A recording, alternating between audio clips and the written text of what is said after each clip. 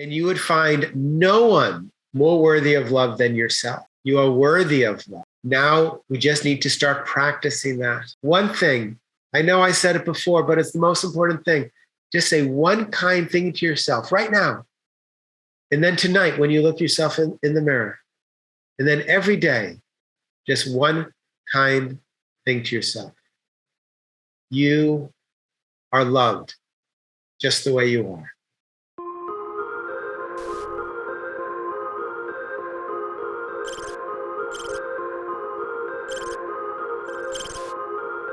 Welcome to Summer for Sea Experience. In this show, we'll be covering everything a new entrepreneur needs to know to set up their business and how you can grow and scale your business in the shortest possible time. If you have a question in mind, go to salmanfarsi.co/ask and submit your question. We might answer it in the next episode. Let's begin our today's episode. Today our guest is Jonathan Troen. Jonathan spent 20 years in entertainment industry, interviewing the biggest stars in the world. But his success didn't translate into happiness. And he discovered he wasn't alone. He made it his mission to discover what was wrong and how to fix it. After 15 years of research, he created the Self-Love Revolution, specifically to share this new methodology for creating success in all aspects of life. How's the day going so far? Wonderful. Thank you so much. I'm really happy to be here with you. It's my pleasure to have you on my show. For our listener who don't know about you, tell me a bit about yourself. How did you started? Where are you now today? Whoa, well, there's a long story in there. So, but I'll give it in pieces, and you can dig in where you want. But I spent 20 years in the entertainment business. And, I was in a place where I was living the life of my dreams. I was interviewing the biggest stars in the world. I had created the life I wanted, but I wasn't happy. And I'm like, okay, there's a problem here. That's a major problem. And then what I discovered was I wasn't the only one. I wasn't the only one living in this entertainment world, working in Los Angeles, living the Hollywood dream that wasn't happy. So I went on a search to figure out what was wrong, and especially what was wrong with me. And in my search to figure out what was wrong with me, I got the answer. And that was that nothing was wrong with me. And that was a huge realization for me, because I spent years thinking that I had to do something different. I had to be something different. I had to be more like that person over there. That person's more successful than I am. I was successful on paper, but someone else was certainly more successful than me on paper. So I was in a constant comparison mode, and I could never be happy then, because I was even at whatever level of success I achieved, there was always someone who was doing or making more than I was. And I was always trying to be that other person. Once I realized there was nothing wrong with me, that I was fine just the way I was, that was a huge amount of peace and freedom, just to be able to be me. And now I teach self-love. I practice self-love. I practice self-compassion. I teach it to others that are having difficulty with it. I mean, so many people who have amazing success on paper, and to be clear, success the way they were taught about it in school. Work hard, climb the ladder, be successful, make a lot of money, and then you'll be happy. So they do all that. They work hard, they climb the ladder, they make a lot of money, but then they're not happy. Right? And that's what the midlife crisis is. And of course, now there's the quarter life crisis. It's because that formula doesn't work. That idea of success doesn't work. We have to be happy. And how do we become happy? By accepting this here, us, ourselves. once we accept ourselves as we are happy. When we love ourselves as we are happy. And when we are happy, we are successful, because that's why we're working so hard in the first place. And when we are successful, it's easy to then do the hard work and necessary work to show up in the world and help others. But we have to start with accepting the being and the divine nature that we already are.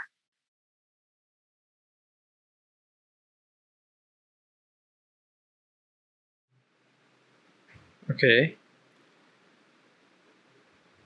You find your happiness by stop comparing yourself to others and accepting yourself as who you are. That's definitely a piece of it. So I'd say there are four pillars to this. I call it the self-love revolution, because it really is a revolution. It's against everything we've ever been taught. Everything you've been taught about success is wrong. Everything you've been taught about living life is wrong for most of us. So there are four pillars. So that first pillar is acceptance. It's beginning to accept you the way you are, but also the emotions and experiences that you are having. So many times people are told, I was certainly brought up this way, and I see it all the time. We're told, don't be sad, don't be angry, don't be afraid. Happiness is a choice, just be happy all the time. I cannot point to a single human being on the planet, maybe you can, but I cannot point to a single human being on the planet that's never been sad, never been angry, never been afraid. So basically what we're telling people when we say don't feel these things is we're saying don't be human. So we have to start by saying, no, be human. It's okay if you're sad, angry, or afraid. Embrace it. Accept these feelings you have inside of you. Yes, comparison closes the door to joy. So it's going to be more beneficial if you stop comparing yourselves to others and just focus on this here. Of course, if you do find yourself comparing, that's going to create some sort of sensation. If you're, by the way, it's both ways. If you're comparing yourself to someone who is more successful, and whatever definition you're going to choose, you're going to get a feeling perhaps of sadness or resentment or something. Feel it. Accept that feeling inside of you. It's not wrong. It's there. Be with it. On the other side, we also compare ourselves to people. Oh, look how better I am than that person. Look how much I've achieved. That person hasn't achieved that. That builds our ego, and that's a whole different side of things. So we need to look at that side of comparison too, and accept ourselves and others just as they are, and accept the feelings that we experience just as they are. So that's the first pillar. The second pillar is, and I know it sounds cliche, but honestly, gratitude. If you want to live a life of joy and you think you can do it without gratitude, you're mistaken. It's just impossible. And it's not just that gratitude is a good thing and it makes you happy because you celebrate good things. It's a chemical experience, right? People have been saying for the past year, follow the science. This is all the science. Gratitude releases dopamine and serotonin into your body. These are the feel-good hormones. They're drugs. Now you can pop some pills and they're going to change your chemical makeup. And you can offer gratitude and change the chemicals that your brain is producing. You are a chemical manufacturing machine. You're manufacturing chemicals all day long. And if you focus on comparison and worrying about how you're going to catch up to some other people, that's going to release certain chemicals.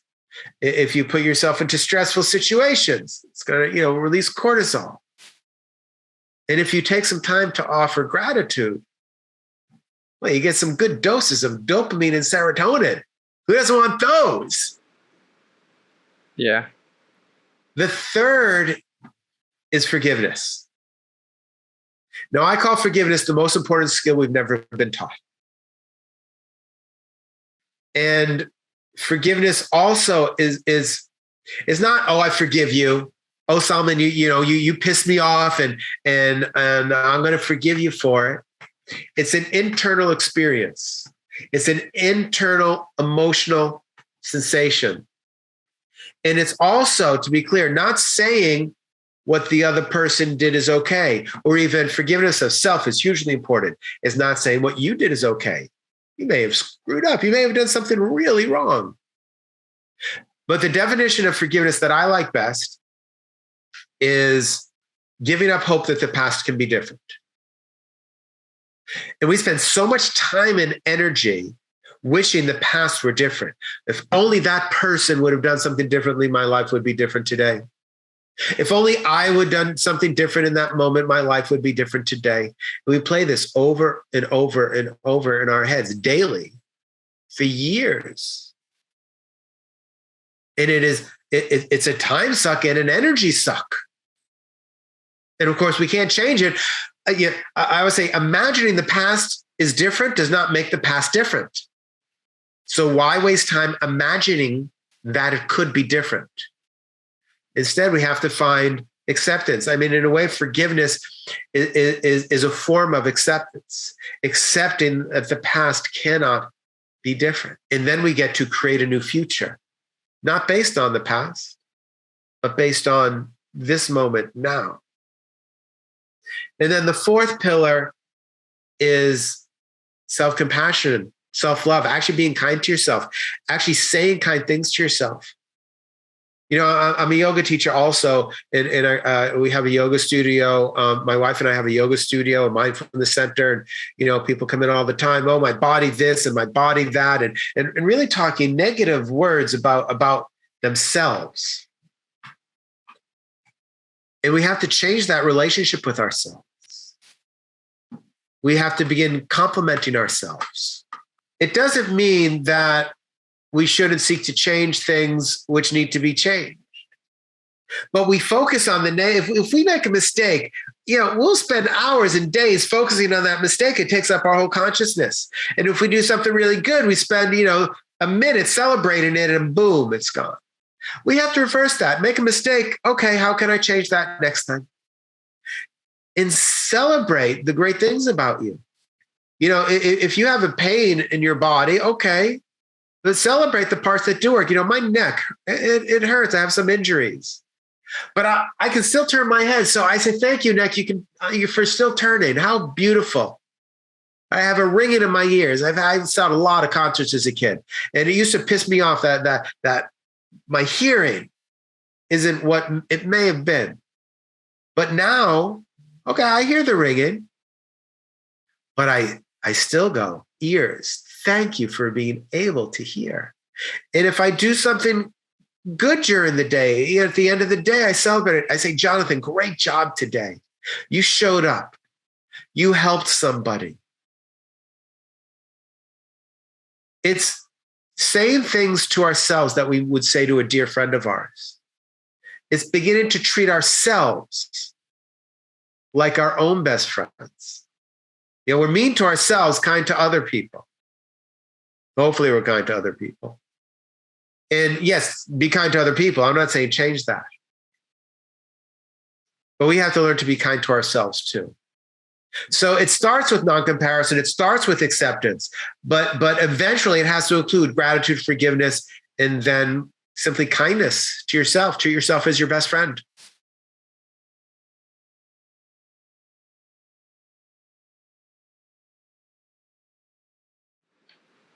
Okay. I have some questions. How do you stop comparing yourself with others? That's a great one. Because you can't. You can't just stop yourself from comparing. And people often say, don't judge. You can't not judge. But what you can do is begin to notice when you are comparing yourself and notice when you're judging. I call both of those, right? I call them in the self-love revolution, they were the 13 saboteurs. And one of them is comparison. One of them is the inner judge. And there are others. There's the procrastinator and the people pleaser, the perfectionist. So when you notice comparison, simply notice it. Oh, or the inner judge. Oh, the inner judge is there. And, so often we've been taught, just change the thoughts in your head. And that's not the first step. It could be a second step. But don't just change the thought. First, just recognize that that's a part of you. And don't fight that part of you. Recognize that it's there and say, oh, I see you. I see you, inner judge. I hear you. And I'm not going to fight you. You're welcome to be here. Space in my body, all of us here, including you, inner judge. I'm going to love you just the way you are. And then you can ask the question, what thought would be better right now? Just ask the universe, what would be the best thought for me to have right now? The universe will give you a thought. If you pause and say, right now, you can do this, Salman. Whoever's watching, do this. What's the best thought for me to have right now? You get your answer. You always get your answer. But I really mean this. Don't ask that question before you accept the part of yourself that you are trying to change. By observing the inner judge and by welcoming the inner judge and by being kind to the inner judge, it will lose its power. It will lose its power. If you fight the inner judge, it gets bigger and stronger because it wants you to see it. But if you welcome it and embrace it, it says, oh, I'm safe here. I don't need to fight Jonathan anymore. I'm not saying it goes away, but it gets less powerful. And then the other stronger parts of you, your inner guides, your inner powers, they can begin to take up more space. And you can always ask the universe or whatever whatever you believe in. What's the best thought for me to have right now? And it will, like that, implant it into your brain.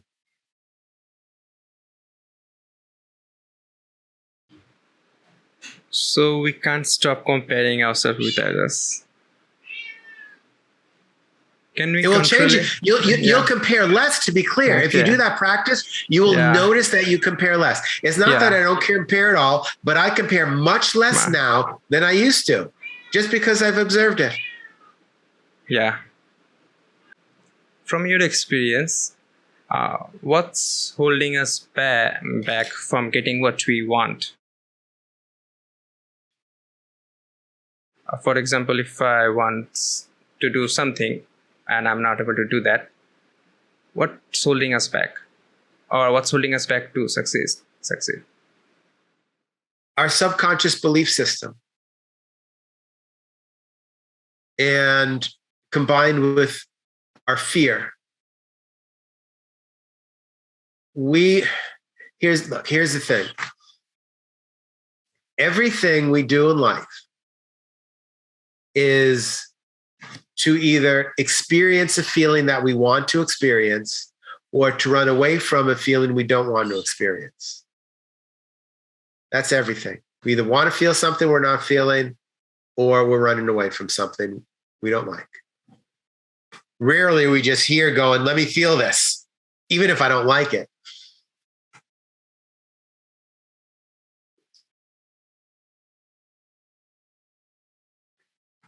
Combine that with this fear.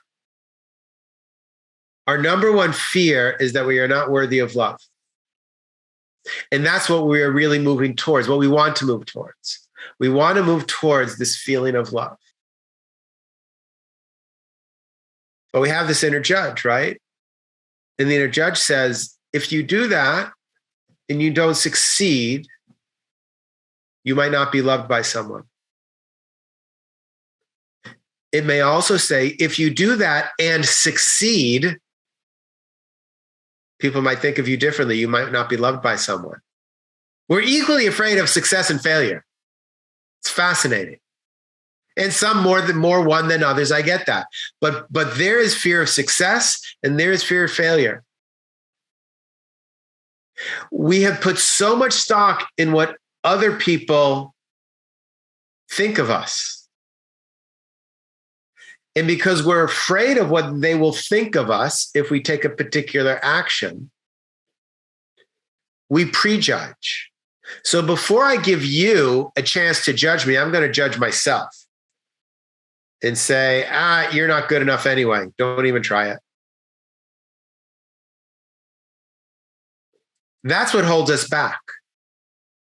That's what holds us back is I am afraid that you might not like the results if I do something.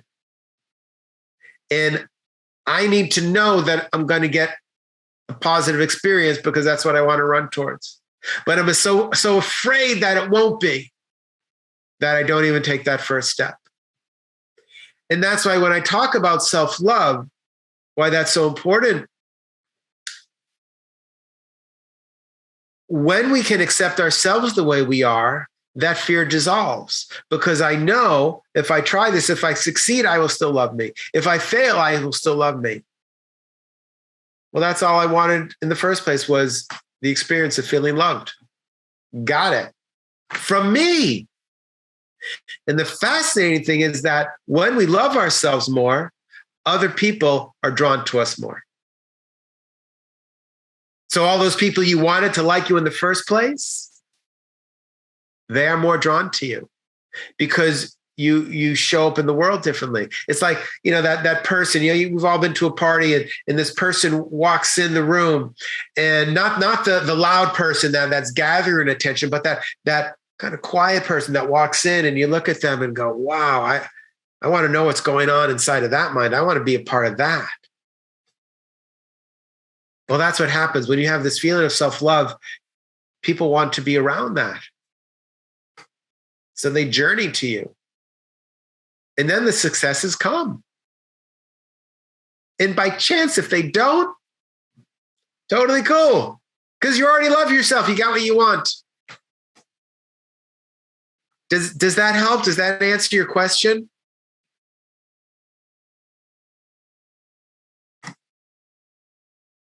I can't hear you anymore. Can you hear me now? Yes, I can. So how do you love yourself more? It's really by those practices. It's by accepting this body, these experiences just the way they are and not trying to make them different. I used to here's how I used to spend every day. If you take me back 20 years, this is what my day was like. First of all, I was trying to not be me. I was trying to be someone else because I didn't like me very much. So I tried to figure out who else I could be, how I could change myself. And then every night, this is what I did. I'd look myself in the mirror and I was doing great things. I was interviewing the biggest stars in the world. I lived 3 blocks from the beach. I could watch the sunset out of my window. I could walk down. I would start seeing the sunset and I'd walk down the stairs and I'd have my feet in the sand looking at the sunset. In 10 minutes, my feet were in the water and I'm sitting there. I mean, this is a glorious life. But when I got back home, I got ready for bed, I'd look myself in the mirror as I'm brushing my teeth and I would review all my screw-ups that day. Even if it was a great day, I'd find the little things. I did a great interview and I think, well, that was a stupid question to ask. I wouldn't focus on the hour-long interview. I'd focus on the one question that I wished I didn't ask. I'd always find something wrong with the day. I was a bully. Not to anyone else. Everyone else I was kind to. They would say, oh, Jonathan, he's a really nice guy. But I was a bully to me. My new nighttime routine, I look in the mirror and I review all the good things I did that day. I watered the plants. I celebrate that. I made the bed. I celebrate that. I have an interview with you. I celebrate this. Today I did 2 other interviews. I celebrate those. I had phone conversations. I celebrate those. I'll be picking up my son from school after my talk with you. I will be celebrating my time together with him. And I just have 5 minutes of celebrating everything I did that day and offering gratitude during that time. Then I offer forgiveness for anything I may have done wrong. I don't beat myself up for it. I don't say, bad Jonathan. I just forgive myself. Hey, I forgive you. Because if a friend came to me and said, hey, Jonathan, I screwed this up, I would say, I got it. I got your back.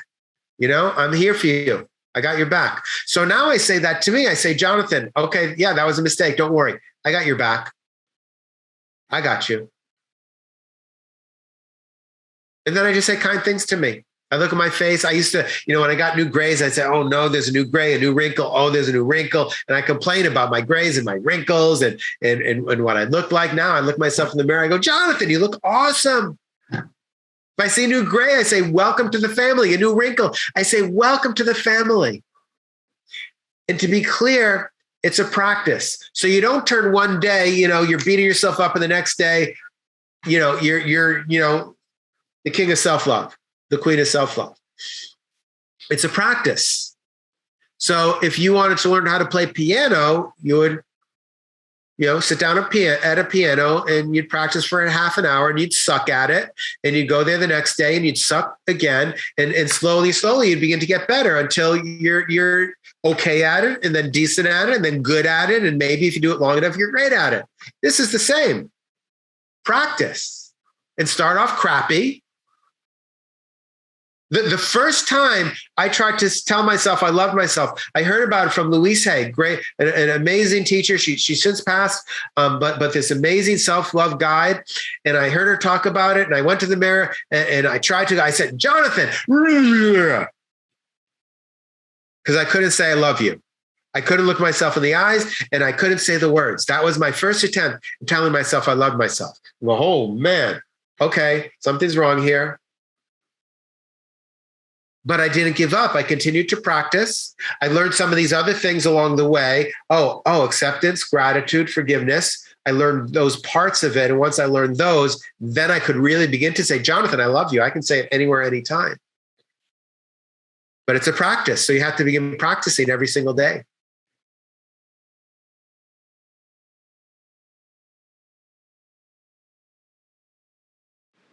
Practice until you get best or better, right? Better. And to be clear, practice does not make perfect.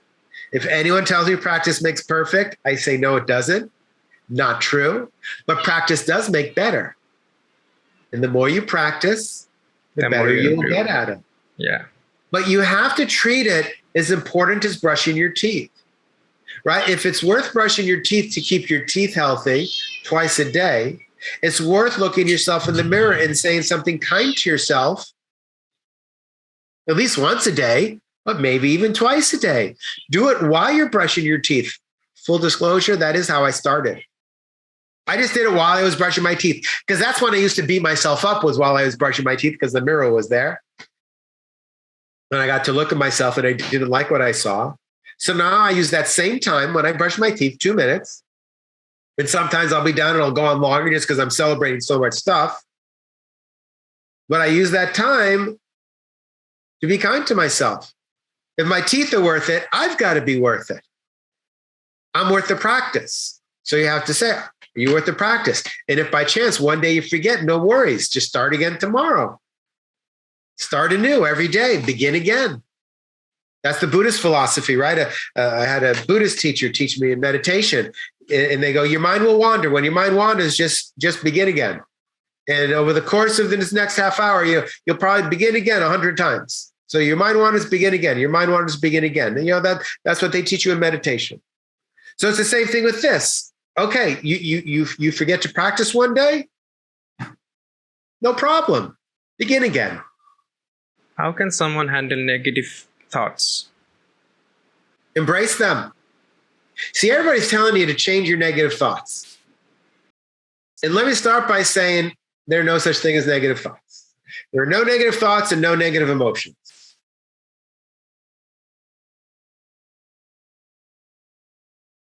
Observe your thought patterns. And if there's a thought you'd rather not have, just notice it. Oh, thought. You could even ask, who said that?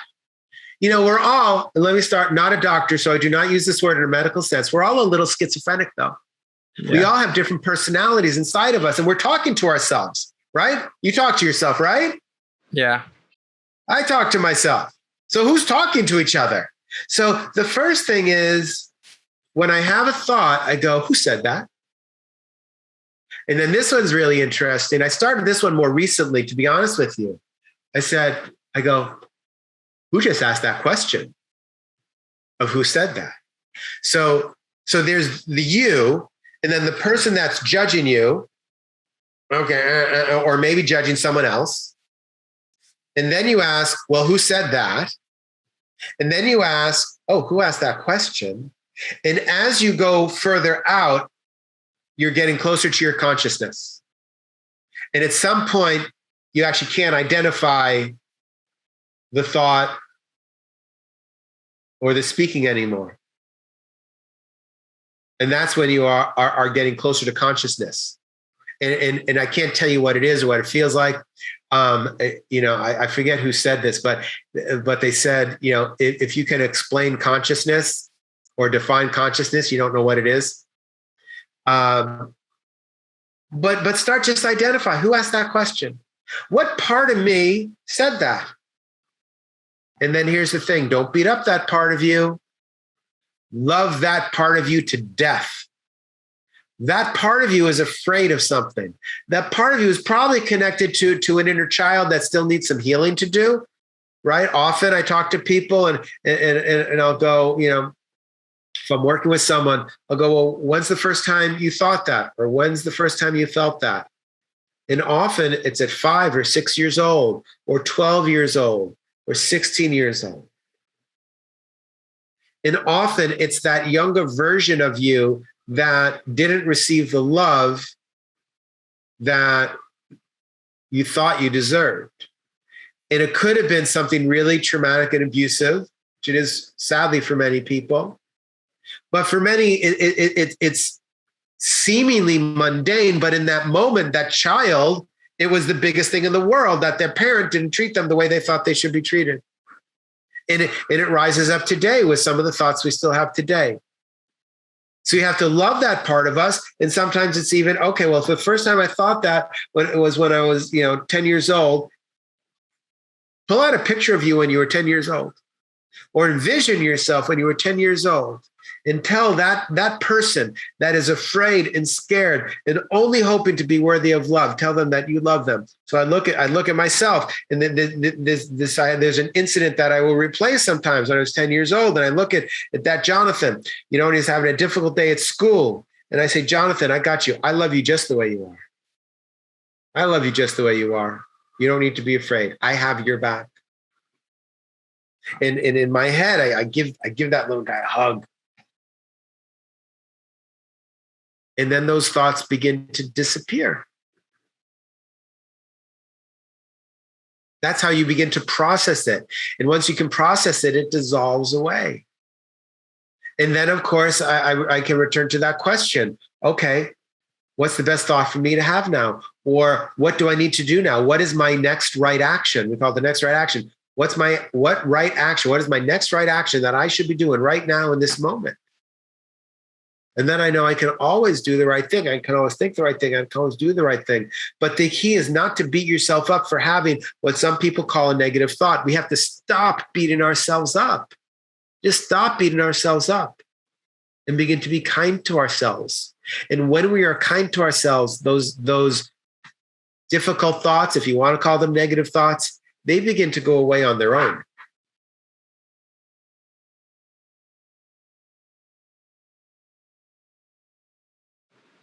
I need to love myself more.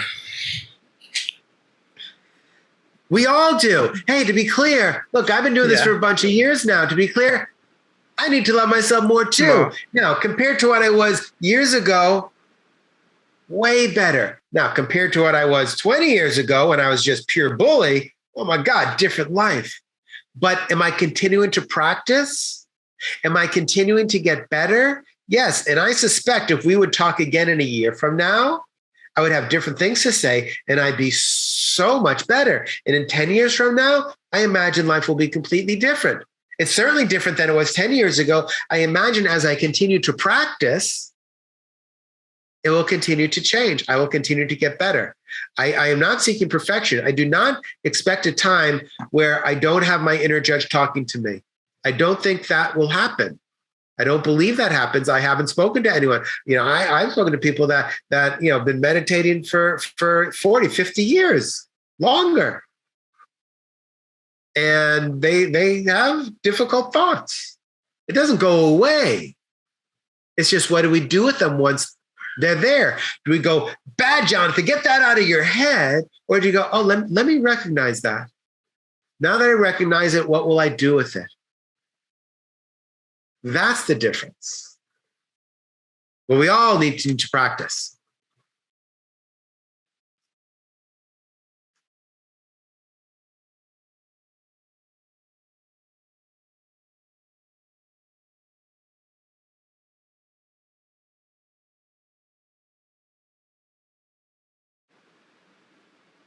When self-love became selfish. Self-love is never selfish. It's a misunderstanding of what it is. And maybe it's a semantic thing. But here's the reality. When we are unforgiving of ourselves and we're beating ourselves up, we become unforgiving of others. And when they make mistakes, we are unforgiving of those mistakes. When we become forgiving of ourselves, we are much more forgiving of others because we realize we all make mistakes. Why would I hold someone up to a higher standard than I can achieve? Because I'm owning my mistakes and I'm recognizing them. I'm not trying to hide from them anymore. When I talk more kindly to myself, I can talk more kindly to others. I'm not saying you can't be kind to others, but I am much kinder to others now that I'm kinder to myself because I'm not afraid anymore. I'm not in competition with them. I have no competition on this planet. Right? People, if you talk about business, people go, who's your competition? I don't have any competition. I want everyone to succeed. If you succeed, that's great for me. It's better for you because you're happier. And if you're happier, then it raises the happiness of the world. And that affects me because we're all connected. Whether you want to be or not, we're all connected. Like if this pandemic has shown anything, we're all connected, whether you want to be or not. We're breathing the same air. It doesn't matter. Started there. We're breathing the same air. We're connected. So if you really care about others around you, love yourself so that you can teach them how to love themselves, so that you can be kinder to yourself. It's like that, they say in the airline, put your mask on first and then help the others. Because most of us are trying to help others in life when we are depleted. And then we are weakly helping them. No. Give it to yourself. And self-love is more than just self-care, going to the spa, getting your massage. I'm not saying don't do those things. Do those things. That's great. But it's how you treat yourself, what you say to yourself. It's about accepting yourself. It's about gratitude. It's about forgiveness. It's about words of self-love and self-compassion. And when you treat yourself in this way, you will treat all those around you better. It's the most important thing you can do for others in your life, for your family, and for loved ones. If you believe you are not worthy of self-love, then don't do it for you. Do it for your loved ones. Be kind to yourself for your loved ones so that you're kinder to them and so you can teach them to be kind to themselves. Because don't you want your family to enjoy life and to be kind to themselves? Isn't that what we all want? Yeah. So I have a question. Isn't it good to compete yourself with you? I'm competing myself with me.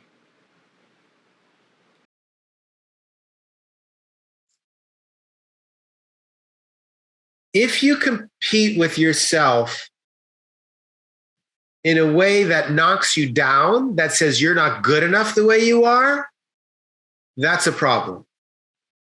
Now, that said, yes, compete wouldn't be the word I use, but that's okay. That could be semantics. We can all have our own words. But I want to be a better person tomorrow than I am today. There's no doubt about it. Yes. So if every day I go, how can I honor my values today? Very important to know what your values are. How can I honor my values today? And each day, therefore, live them more fully and more strongly. What can I be better at today? What action should I take right now so I can be better now than I was yesterday or than I was a moment ago, last minute? So this doesn't mean accept yourself and don't change. I remember there was a magazine, and on the front of the magazine it says something like, "You're perfect, and you can be better." So that's the idea of, hey, you're perfect just as you are right now. And yes, what can you do to be better today, tomorrow, the next day? Keep growing, keep learning and growing, keep learning and growing. So do that. I think that's wonderful, beneficial, and important. And don't beat yourself up in the process of becoming better. Love yourself in the process of becoming better. Does that help clarify? Yeah, absolutely. Our our subconscious mind affects a lot while loving yourself. Isn't it correct? Say that again. Our subconscious mind or subconscious belief affect the way we love ourselves, or affects everything, right? Yeah. I mean, look, in the end, when I talk about self-love and the self-love revolution, really what we're talking about is reprogramming your subconscious beliefs. Because many of us have been taught along the way that we do need to compare ourselves to everyone else. Right? In school, how do you compare with the person next to you? Can you be as good as that person? And if you're not number one, then there's no, they're in the movies, there's no room for number two here. So, and since most of us aren't number one, we learn this story of how we're not good enough. And if we are lucky enough to be number one, maybe we are the best in something. Well, one is we're not the best in everything. But then we have to cling to that so strongly. Well, what if I lose this? And you're not number one forever, right? Yeah. So there's this subconscious belief for many people that they're just not good enough. That no matter what they do, they will not be good enough. I mean, that was certainly mine, right? I made goals. I achieved the goals. I succeeded, and then I still felt I wasn't good enough. So I had to set new goals. I would achieve it, and then I still felt I wasn't good enough. It had nothing to do with the goals or achieving them or not achieving them. I just didn't feel like I was good enough, right? And when I was younger, I was more on the bullied side, right? In school, I would have been the victim. So I had that whole mentality. So I had to reprogram, get myself out of the victim mentality, realize that I was good enough. I had to reprogram my subconscious beliefs. Now today, there are some things that I succeed with. Oh, love it. Awesome. And there are some things that I don't, it's not as successful as I would want, or it doesn't go as planned. Okay, well, maybe I don't go the rah-rah celebration, but I love myself just as much, and I am worthy of love just as much. So that now, instead of beating myself up, so I'm weak, I'm still uplifting myself so I can find that whatever that next success needs to be. and I'm strong and I got my oxygen mask on and okay, great. That didn't go as planned. What's next? What's my next right action? What do I do now? And that's the way we need to live. And yes, it is a real reprogramming of your subconscious beliefs. That's why, to the question before, you can't just stop comparing. You can't just stop judging, because it is a part of your subconscious beliefs, and it's a part of your subconscious thought patterns. You don't sit there and go, I'm going to judge that person. You don't sit there and go, I'm going to compare. It's subconscious, and it rises to the consciousness. So now we need to reprogram those subconscious beliefs. And then they will just automatically be not none, but less comparison and less judgment. Who knows? Maybe one day it's zero. I don't know. I can't tell you because I haven't gotten there yet. And I don't know anyone else who's gotten there. But we experiment every day. It's just a new experiment. And we practice.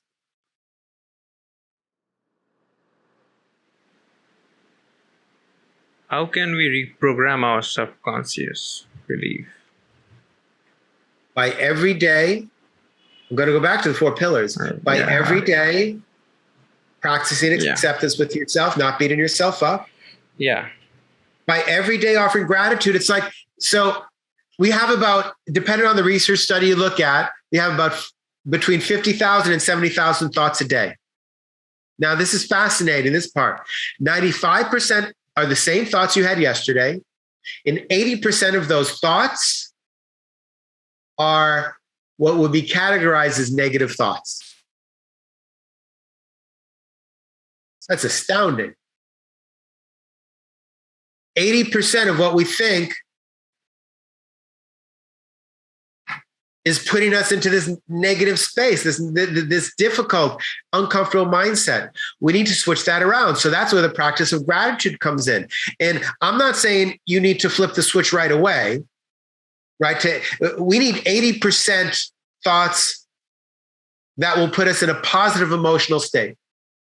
Thoughts of gratitude, thoughts of good things about yourself and good things in the world.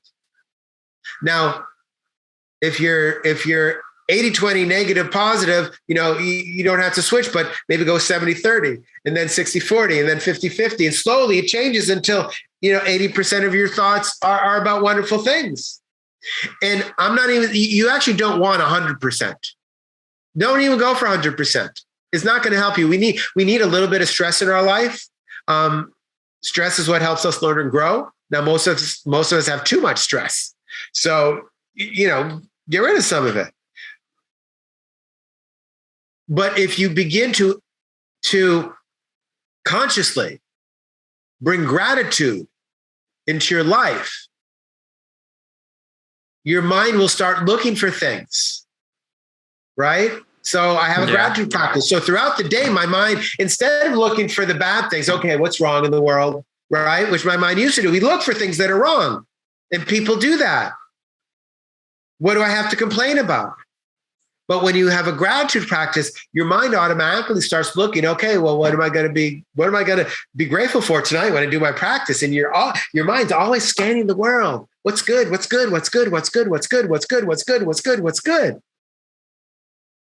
That begins to reprogram the neural pathways in your brain. Your brain has new neural pathways that now look for the good instead of the bad. That's a reprogramming of your subconscious. Forgiveness will reprogram your subconscious. And if every day you just say one kind thing to yourself, right? Most of us look in the mirror and go, I don't like the way I look. I look awesome every day. I don't care how bad I look. I look in that mirror and Jonathan, you look awesome today. Yeah. Now I just feel it. I have reprogrammed my subconscious beliefs. Say one kind thing to yourself every day. Eventually you do this and you will start doing 2, 3, 4, 5. It'll add, but you don't have to think about it anymore. At the beginning, you have to think consciously, what one thing can I say to myself today? Okay, I'll say I like my eyes, or I'll say I like my smile, or I'll say, oh, I'm happy I can still see. That's pretty cool. I can still see, if you can see.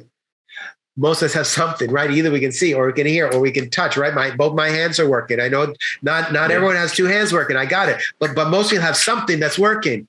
Celebrate it. And if you celebrate one thing every day, that reprograms your subconscious beliefs. And eventually you don't need to think about it. And you'll be saying 4, 5, 10, 20 things every day. And you'll just celebrate yourself every day. But it's a process. You weren't reprogrammed in one day. You didn't come out of the womb programmed. You were programmed over years and ultimately decades. Yeah. Now you need to start the process of reprogramming. If you want it overnight, if you want that quick fix, believe me, there are lots of Facebook ads that are going to give you that quick fix. Try them, do it. Then you'll discover they don't work. Okay. This one works.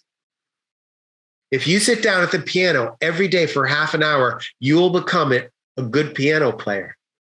I'm not saying the best in the world, but you'll become a good piano player. If you play piano every day for 30 minutes for the next 2 years, you'll become a good piano player. Same with this. If you do this every day,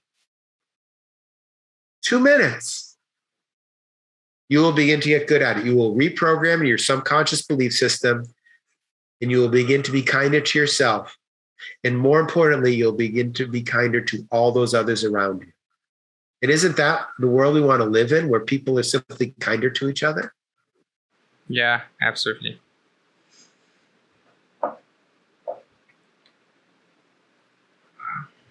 We're almost at the end. So,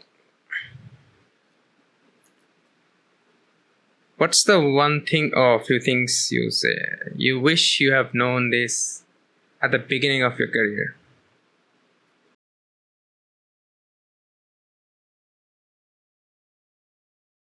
I wish I would have known that I was good enough, that I have all my answers, that they're inside of me. And it's not that you can't learn from others, but everyone says, watch what that person is doing, go to that person, get your answers from that person. And it's not that you should ignore other people's wisdom. There's lots of wisdom I've learned from lots of other people. But the real answers are inside of me.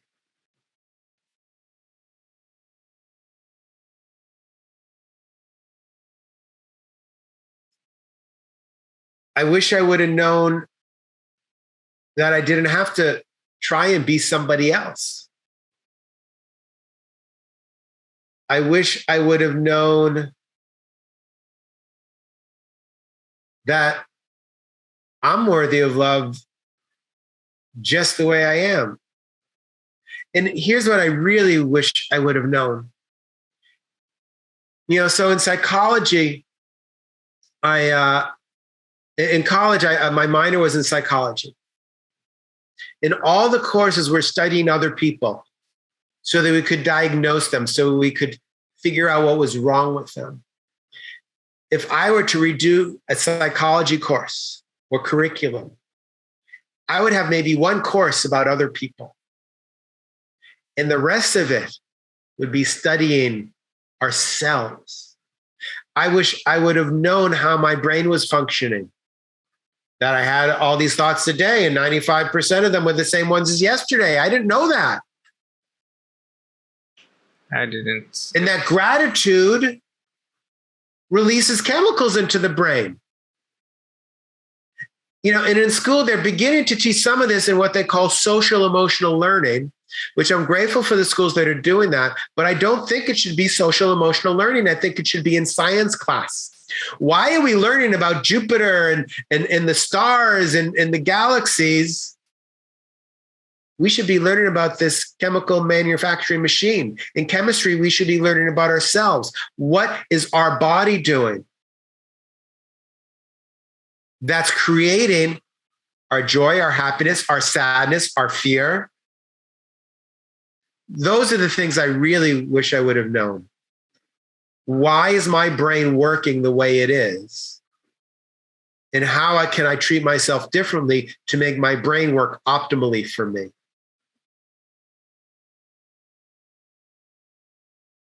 And that's what I'm learning now. That's what I teach. And that's what we should be teaching everyone from a really young age, what this is doing and how it creates our daily lives.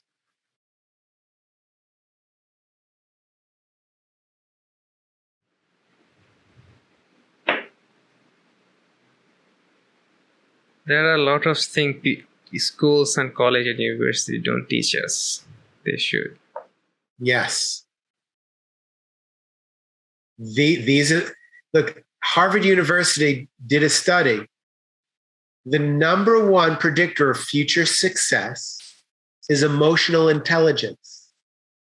Now, this is Harvard, supposedly the number one learning institution in the world, according to many. They're saying the number one predictor of future success is not IQ, is not test scores. It's emotional intelligence. Why are we not teaching emotional intelligence to every person on the planet? Why are we still focused on testing and IQ scores and, how to build a rocket to Mars? Now, I'm not saying don't build your rocket to Mars. If you want to build a rocket to Mars, go build your rocket to Mars. But don't tell me that's more important than learning what's happening inside of you, than having the emotional intelligence and therefore the resilience to be in this world every day. We will get knocked down. There's so much stress and anxiety out there, especially with children. And that's not in itself a bad thing. The bad thing is that we're not teaching them what stress and anxiety is, right? It's the body's response to outward stimulus, how to study it, and what to do about it.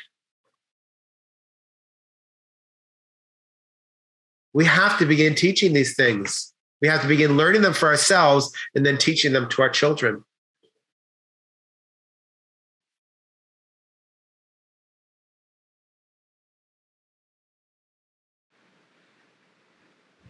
Okay, I have learned a lot of things today. All right. I'm happy. I'm happy that we've had this time together. I hope it's been helpful. Yeah. So where can our listeners find you? selfloverevolution.com. selfloverevolution.com. There's a button that says join the revolution. Join us. Join a community of people. You can do it alone, but it's easier to do in community. Join a community of people that want to uplift each other, that want to learn these things and reprogram their subconscious beliefs so that we can be kinder to ourselves, kinder to others. You're welcome to join me on Facebook and Instagram. I'm on all the platforms, Jonathan Troen.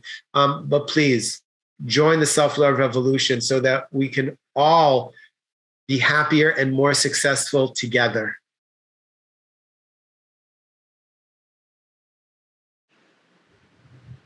I will add those in the show notes. Thank you. So any last words for our listeners? The teachings tell us that you could search the world over and you would find no one more worthy of love than yourself. You are worthy of love. Now, we just need to start practicing that. One thing, I know I said it before, but it's the most important thing. Just say one kind thing to yourself right now. And then tonight, when you look yourself in the mirror. And then every day, just one kind thing to yourself. You are loved just the way you are. That was deep. Okay, that's how we end it. See you in the next episode. Wonderful. Thanks for joining us today. Hit the subscribe button. And if you're listening this on Apple Podcast, please leave a review. This will really help us to make our future episodes better. Have a question in mind? Go to sonofercy.co/ask and submit your question. We see every submission and we might answer it in the next episode. Thanks again for listening. We will see you on Tuesday and Thursday. Have a great week.